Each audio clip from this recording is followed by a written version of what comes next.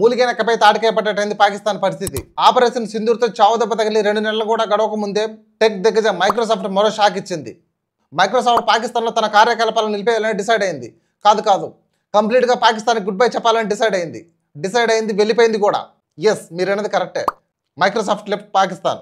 Microsoft ఎక్కడా కూడా తన కార్యకలాపాలను ఎందుకు పాకిస్తాన్లో నిలిపేసిందో చెప్పలేదు. కానీ కొన్ని టెక్ రిపోర్ట్స్, కొంతమంది ఇండస్ట్రీ ఎక్స్పర్ట్స్ చెప్తున్న దాని ప్రకారం పాకిస్తాన్ ఎకనామిక్ స్టెబిలిటీ సరిగా లేకపోవడం, లైక్ ట్రేడ్ డిఫిసిటీ 2024 ఫినాన్షియల్ ఇయర్లో పాకిస్తాన్ ట్రేడ్ డిఫిసిటీ $24.4 బిలియన్ పడిపోయింది.